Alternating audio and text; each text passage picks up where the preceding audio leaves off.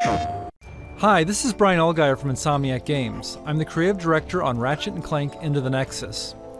Into the Nexus is a return to the classic Ratchet & Clank style adventure and continues Ratchet's story arc from the Future series that included games like Tools of Destruction and A Crack in Time.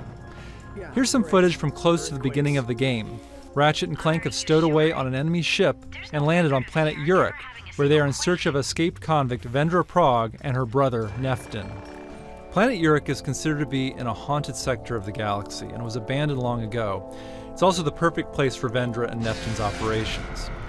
One of the big focuses for Into the Nexus is gravity.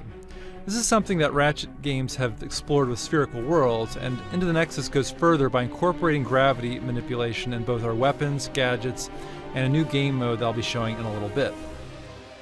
Here Ratchet is using a gadget called the Grav Tether that allows him to create these gravity beams between targets. He can change their direction, create multiple beams, and use them to travel across bottomless chasms.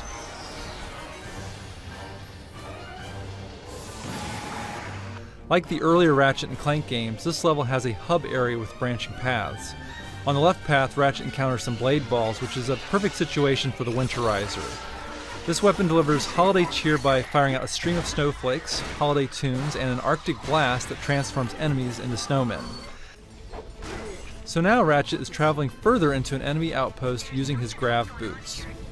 Some might recall this enemy faction called Thugs for Less that were featured in Going Commando, the second Ratchet and Clank game on the PS2. Why do we get to kill someone? Stay frosty, Thugs. The enemy could be anywhere. Alright, so these guys are just asking for it.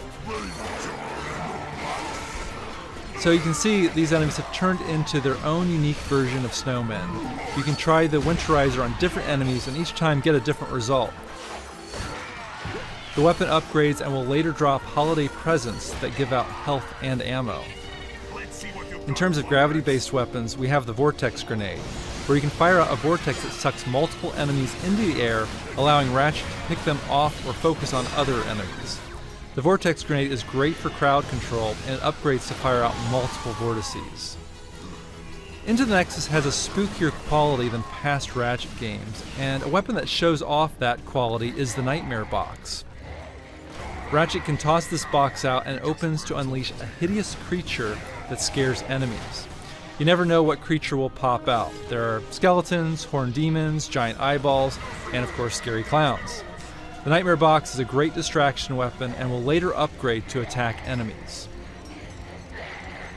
There's another weapon that seems kind of basic at first, but later upgrades and plays with gravity.